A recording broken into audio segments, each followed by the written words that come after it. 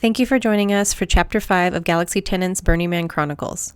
On this episode, we head to Ann Arbor, Michigan for a conversation with XR student leader and social VR researcher at the University of Michigan, Michael Zhang, and we feature Attack of the Robots by Critters Buggin.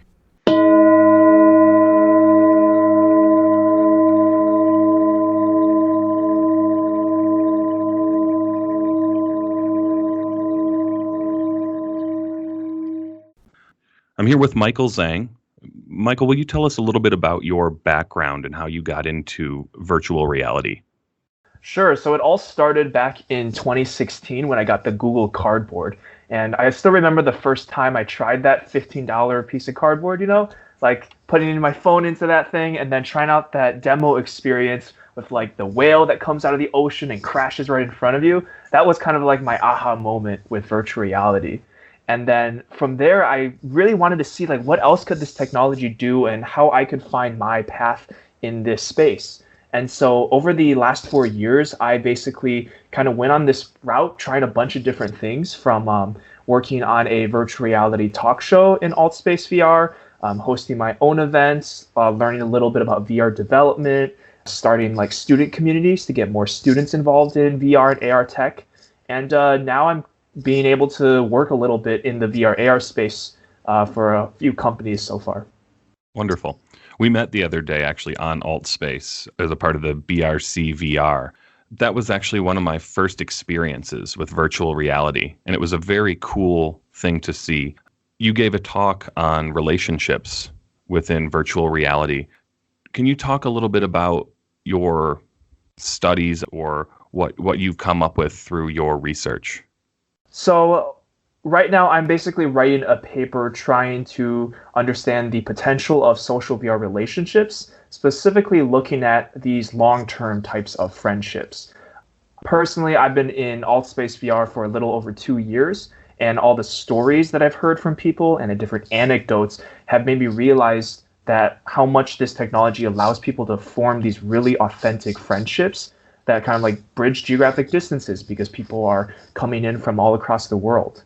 But one of the things that I saw was like there's a huge hole in the research where, for the most part, we didn't really understand these friendships, mainly because social VR being so new and some of the literature and the research just starting to come out.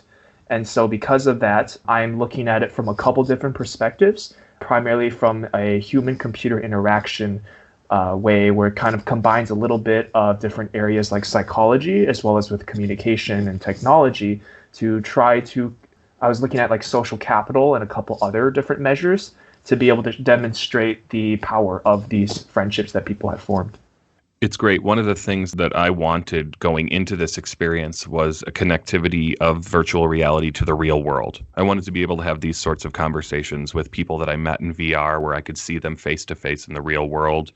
And I wanted to take away some real life application for this thing because much like, I would say, a large population of people, it's very easy to write off VR, and they've done so. I've thought about it as a video game or a waste of time. After my experiences, I realized how ignorant I was of how much potential this tool has. I've had a hard time convincing people to join the platform, even though it's free, even though it doesn't require a headset. It's super accessible, easy to use.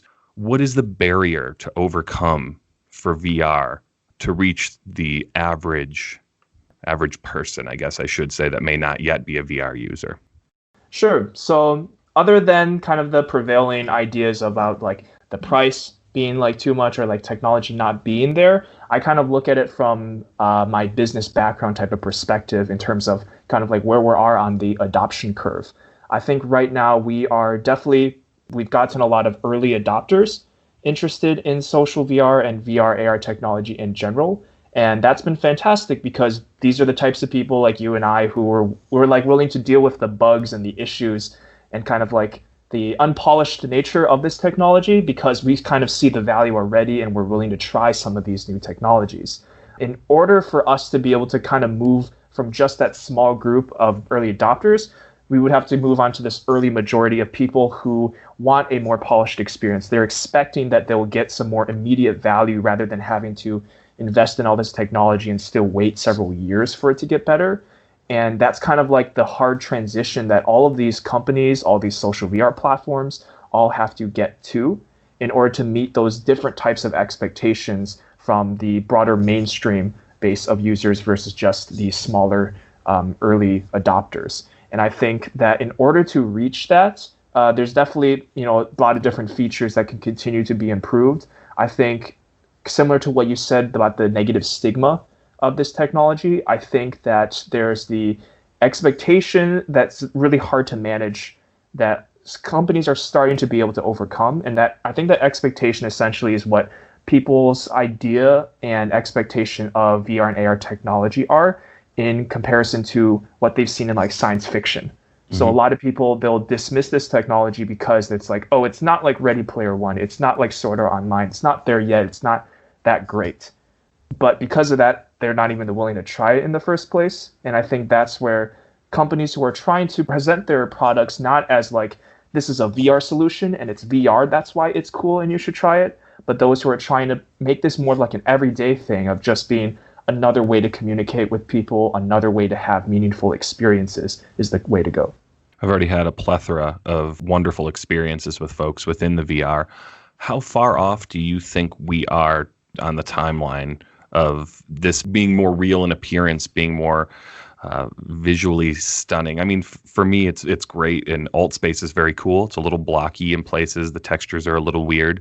How far off are we to feeling like we're actually experiencing something in real life through VR? I think people are already experiencing it. It's just a lot of it being individual preferences. A lot of people are willing to, acknowledge the fact that maybe the graphics and everything aren't super realistic, or that the animations are kind of more simplistic.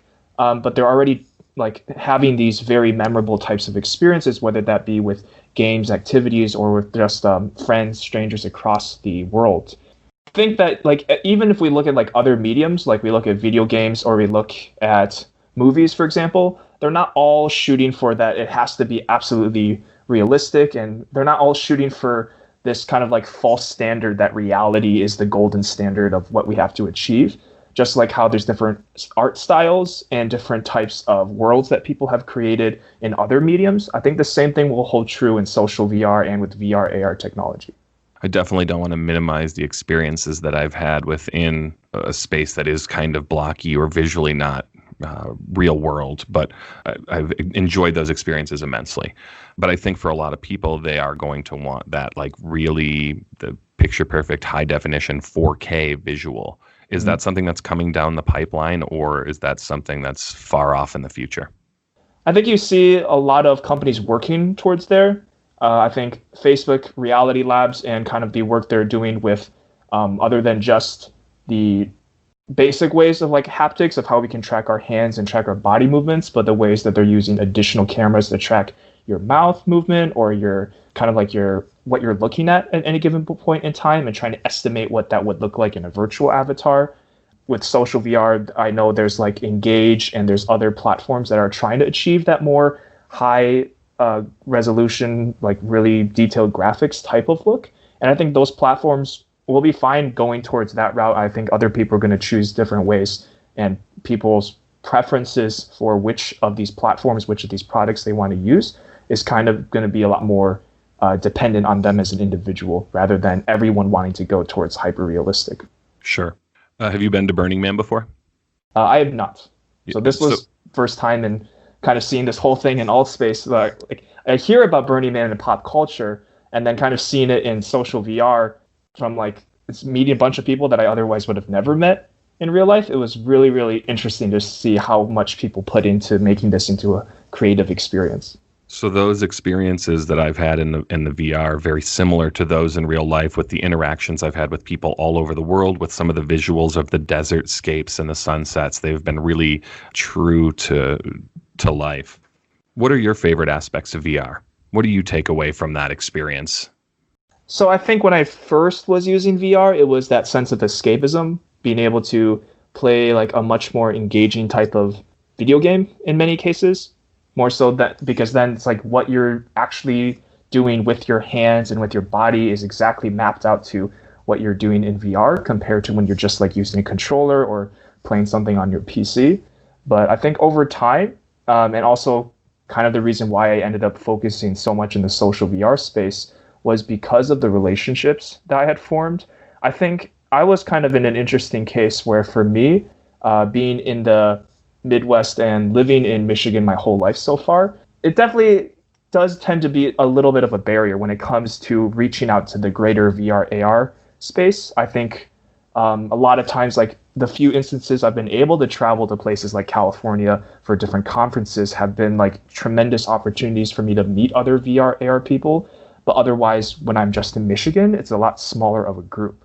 And so in an essence, I ended up using social VR and VR technology as a way for me to reach out and meet other people in the VR AR space and work with them on these social VR events and creating content with other people. And that allowed me to get connected to this community that I otherwise would not be able to access. I love Michigan. I was born and raised in Michigan. I lived in Ann Arbor for several years. But I know what I was going to ask you earlier. In regards to alt space, it doesn't seem like it's a very widely used platform, especially given the capability of the space. Pre-Burning Man and pre-Burning Man on the platform, was it kind of a ghost town? And what did Burning Man as an organization or as a group of people bring to the alt space platform? Yeah, so I would say I've tried other platforms, including like VR Chat, Mozilla Hubs, Engage, Somnium Space, many other platforms that other people often spend a lot of time in. I think, relatively speaking, social VR does have a lot less people online compared to other mediums that are more accessible, because for the most part, a lot of people don't even know you can access some of these social VR platforms without a VR headset. And so I think what made some of these platforms successful is the fact that by holding events, they were able to kind of gather people all together at one point in time, which allowed the platform to be more engaging, like a lot more flourishing of like community and people talking with each other, versus if they didn't have any events or any types of things that brought people together, it would very much be like a ghost town. And I definitely agree. If you go into alt space or any of these platforms when there's not something major going on, sometimes it is kind of like a ghost town, which is why a lot of people end up following up with their friends offline to then figure out a time and when they want to go hang out in alt space, and they kind of come together for a specific period of time. I think seeing what Burning Man has done for the social VR space is definitely tremendous. I think what makes it unique compared to some of the other large events, like for example, I was part of the organizing team for the Educators in VR International Summit, and that was pretty much a week-long series of talks, and having to manage all the logistics of like almost 100 different speakers and events, which was phenomenal at that time in terms of getting people into social VR. And that was just honestly like January, I think, earlier this year. But what's different from having talks and having a lot of people come for these large events compared to Burning Man was the fact that Burning Man was so focused on these different worlds that so many creators came in and built. I think that was definitely the unique aspect, because in other conferences and things that large events I've attended in social VR, they tend to be like this one space that's designed by maybe a small team of 2 to 5 builders at most. And then the entire event is just in that space, and then they're just switching out the content with different speakers. But then with the different worlds, there's a lot more exploring that people can do on their own. They don't need to rely on there being a speaker there to produce content. Mm-hmm. It's amazing to watch all these worlds be built. I've been poking around as much as possible, and it's art in and of itself. I mean, the Microsoft camp, Play Alchemist, is stunning. Mm-hmm. And what I really love about it is the incorporation of real life into the VR interface, where you're seeing video of people doing live DJ sets or giving live talks in the virtual space. I think that's very cool. Alt space was extremely buggy on my end just a week ago. And it seems within that time, I went from being able to log on my desktop about 10% of the time without issue. And as of right now, it's about 100% no problem. And it's really crazy to watch all of those bugs fixed within such a short amount of time. Is there a lot of work that needs to be done on the back end from your understanding to correct a lot of this stuff? To see that kind of progress made in such a short amount of time was very impressive. I have seen the alt space dev team essentially like work on a lot of these features over several months. in many cases. And similar to any organization that develops like consumer products, you kind of need to plan out a product roadmap much ahead of time. I think what's different though with the Burning Man event, and I'm super glad that for a lot of people these bugs did seem to go away very quickly. I think that definitely motivated AltSpace VR as well as other platforms to really get their head in the game essentially, because now they're having so many people come into their platforms that they maybe they felt like this is like an opportunity we can't waste. So we have to make sure we fix these problems as soon as possible, versus in the past where maybe many things might have been put on the back burner. Because I've like done some development work in the VR space, and I know that for some of these features, especially when you have to consider that they're trying to fix these problems cross platforms, that can sometimes be just spending hours just hunting to figure out where that bug is occurring at what specific headset, at what specific time, what specifics triggering it. And so I think just the fact that there's this huge pressure on the platforms as well is probably pushing a lot of them to further improve their platforms. It's pretty great. I mean, they could have easily lost me had it been another day or so of that kind of bugginess, and they fixed it, and now I'm hooked, and I think it's wonderful. And it's cool to see the builders fix things and build in real time too. That's a cool thing. The last thing I'll have you leave us with is just your perspective on why the casual consumer should explore virtual reality. I think the onboarding process for VR still tends to be a pretty big barrier for people, which I think, I mean, from what I've read, like the history of computing and how like other communication technologies have kind of first emerged and then became more adopted over time, like they kind of all go through that process. I think I probably wasn't around at that point in time, but I know I've heard stories from people who said like when the first time they got a personal computer or something, they had to figure out how to get that set up, and sometimes they had their weird techie friend come over to their house to help them figure out how to do that, or just like dial up. Like I wasn't even around when the dial-up age, so I know that must have been a whole journey for many people. Oh my God, the waiting. Yeah. I think that if you can actually like try to, not babysit necessarily, but maybe just like invite someone who's new to VR to go with you through that experience and kind of be a guide, kind of chaperone, kind of helper in that kind of sense. I think that's probably, one of the more powerful ways to get people involved, because that way you're using a different form of basically connection with someone, and you're treating VR not as this purely video game device where like a lot of times there's a lot of first-person VR games that can be very isolating. And for many people, if they don't think those games are that engaged enough, they'll be like, oh, I'll just go play something on my like Xbox or something instead. But when you have that social element of it, being there with someone else, especially in some cases when it's with someone that you otherwise might not be able to see a lot in person, I think that's extremely powerful. And a lot of people are really impressed just to be able to go to a space together with a friend, and just like that feeling of presence and immersion is something that's really powerful that can't be explained to someone without them actually trying it. Sure. I was able actually to take that approach with my folks, and through that take them to Burning Man for the first time, and they were able to come to the virtual reality Burning Man. I was going to leave that as the last question, but I do have one more for you actually that just came to me. During the COVID crisis that's unfolded in America, has there been a greater urgency and demand for virtual reality and that sort of technology? I think from the trends that I've seen in terms of what people are reporting on like Oculus Quest sales, or just the fact that my assumption is like I've seen more people in social VR lately because we're so much more limited in our in-person abilities to like meet with people and spend time together. There's actually like a really great report that I read from DigiCapital, which was basically giving a high-level overview on like how has COVID affected VR AR technology, and they kind of talked about some of the ways in which it's definitely increased usage because we can't spend as much time outside, for example, but in other ways it also has damaged it in some cases, like with supply chains being messed up, or like I mentioned before, that the ability to actually try out VR and have that feeling of immersion and presence. A lot of places that have these demos are like VR arcades, location-based VR entertainment. These places can't function at this point. So for a lot of people, it's a little harder for them to first get into VR. The barrier is a little higher because of that. But I think in terms of like an overall net effect, unlike how COVID has affected VR. It has been extremely helpful. And I briefly mentioned this during the talk that you were at a few days ago, where it's like looking at fundamental shifts in human behavior, where because people are looking at video conferencing technology, or I've seen a lot of people share their like really good memories they've had with like friends and family on like Animal Crossing, even just like these other virtual avatars.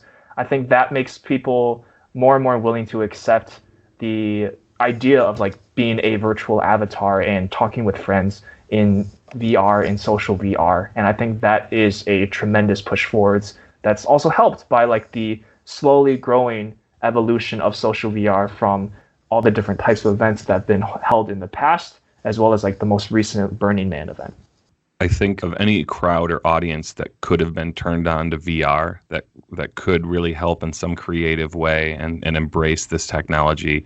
Altspace kind of struck gold with the Burning Man crowd, and I really think that it's going to be something moving forward that'll be hopefully even on Altspace, that the camps will continue to exist. We'll be able to continue to have these experiences.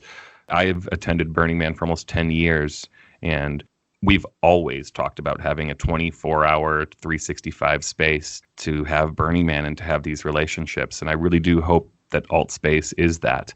Of all of the different multiverses that Burning Man has opened up for this virtual event, there's been 3 or 4 virtual reality realms. And from my experience, Altspace has been the most rewarding for communication. So I hope to see this continue. Definitely.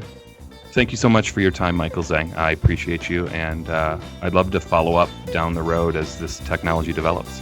Cool. Sounds good. Thanks so much for having me, Jade.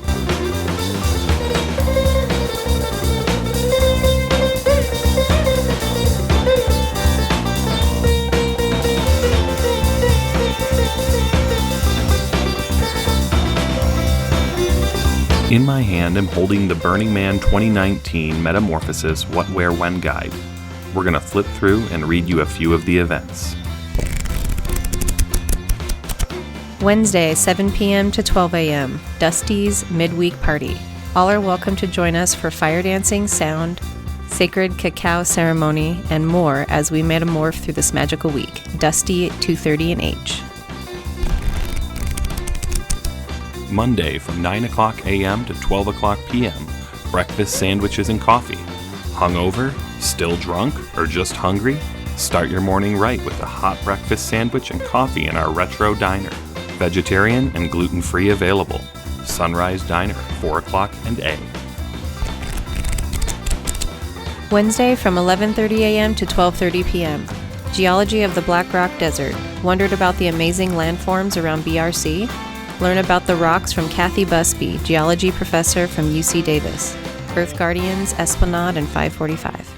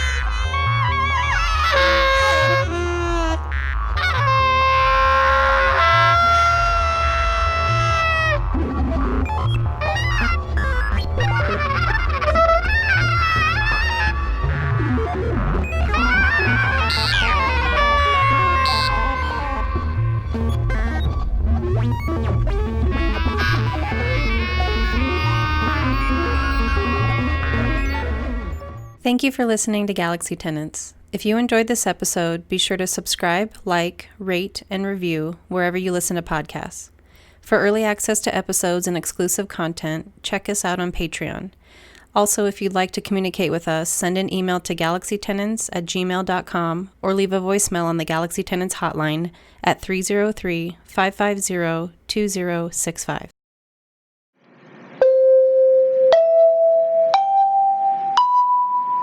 You've reached the Galaxy Tenants hotline. Please leave a message.